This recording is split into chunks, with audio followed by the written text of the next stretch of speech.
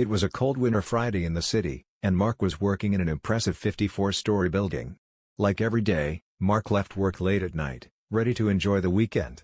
However, something went terribly wrong when he tried to take the elevator down from the 45th floor. The elevator suddenly stopped between floors, and Mark was stuck there, alone. He came by on Friday, then Saturday and Sunday, but no one seemed to notice that Mark was stuck in the elevator. He yelled and hit the walls, but there was no response. With each passing hour, Mark began to lose his sanity. Food and water quickly ran out, and the air became increasingly stale. Mark faced the possibility of dying there, alone and forgotten.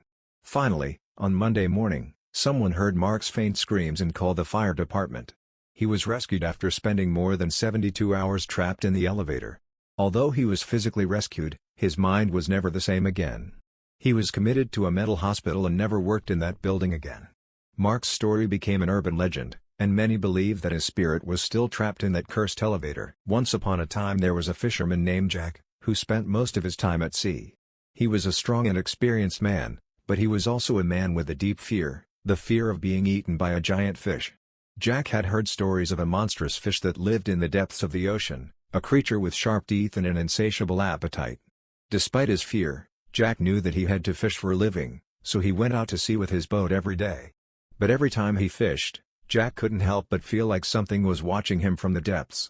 He looked fearfully out into the water, expecting to see the monstrous face of the giant fish emerging from the waves. One day, Jack caught a big fish that fought with all his might to free itself from its hook. Jack was certain that he had caught the giant fish, and his heart was pounding as he struggled to pull it out of the water. But when he finally managed to haul it on board, he realized it was just a whale. Despite being relieved, Jack couldn't shake the feeling that the giant fish was still there, lurking in the depths. Every time he went fishing, his fear grew, and his health began to deteriorate. Finally, Jack decided to stop fishing and retired to live in the country. However, the fear of him never left him. He often dreamed of the giant fish eating him alive, and he would lie awake at night, trembling with fear. Jack died alone and tormented, his mind consumed by the fear of being eaten by a giant fish.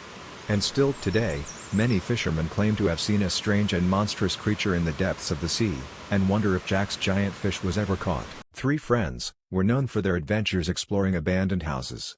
They had done this so many times that they felt comfortable in whatever situation they encountered. However, one day, they decided to explore an abandoned house in the woods, and that decision would change their lives forever. The house in the woods seemed unlike any they had visited before. It was in an even more advanced state of disrepair, and there was something unsettling in the air. However, the friends decided to go in anyway, and began to explore the empty rooms. In one of the rooms, they found a long corridor that led them to a secret room in the basement. In the center of the room was a group of people dressed in white with a red ribbon tied around their arms. The friends were stunned by what they saw, and they realized that something was not right. The people dressed in white did not react to the presence of the friends, and simply stood there, motionless and silent. The friends tried to talk to them, but there was no response. Soon, they realized that they were trapped in the secret room, and the doors and windows were closed and locked. They tried to get out of the house in every possible way, but there was no way to escape.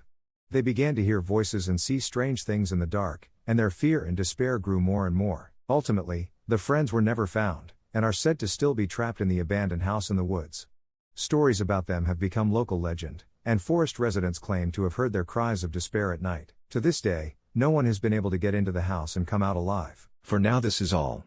We hope it has been to your liking. Please remember to like and share, subscribe to the channel, this way you help us a lot. Thanks for watching and until next time.